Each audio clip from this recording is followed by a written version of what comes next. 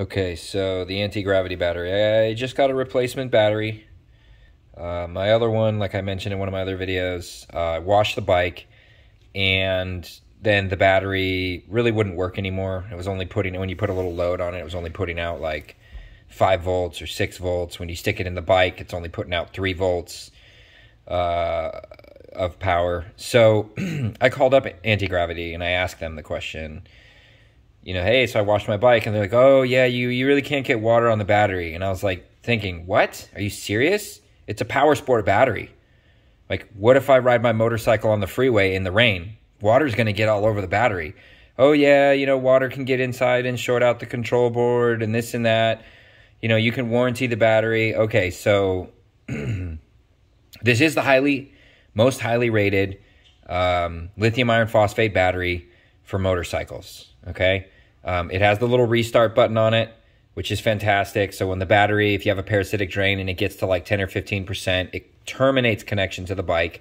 You push this button, reestablishes connection, you can start the bike. So it's fantastic. So I asked them the question. I said, okay, well, are you guys going to change the design to increase water resistance or water resilience with the battery? No, we don't have any plans to change the design. Okay, fine.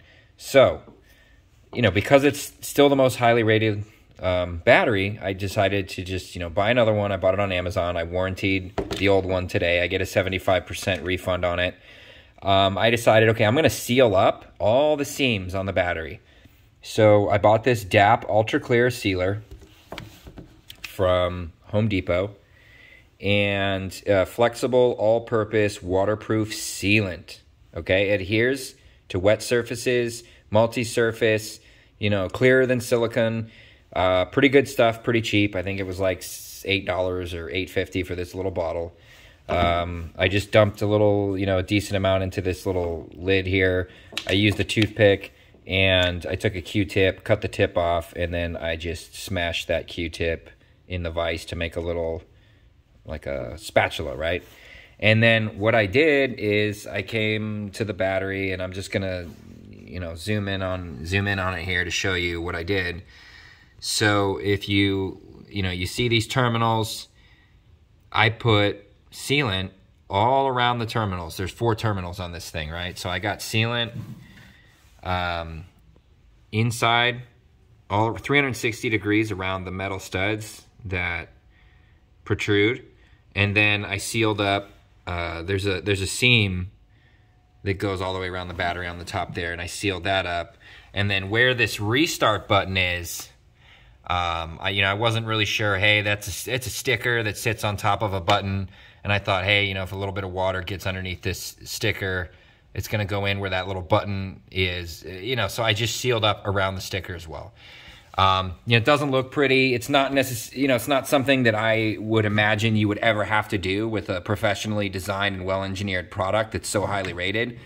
But the reality is, if you don't do this and you wash your bike or you're riding in the freeway in the rain, there's a good possibility water's going to get into the control board and basically destroy your battery.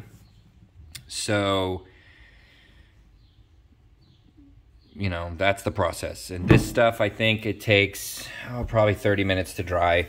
And you do have to use the toothpick in order to get around these studs well enough, and inside, on the left and the right side on the inside, you got to get all the way around in there. So that's the process. Any other lithium-ion or lithium-iron phosphate battery that you pick up on the internet that has seams, I would strongly encourage that you do the same thing. On the Diavo 1260S, the battery is underneath the bike. On some other bikes, it's, near the gas tank, underneath the cover, or underneath your seat. But there's always risk that you can get, water in there or on it potentially, and you just want to make sure that you have it well protected.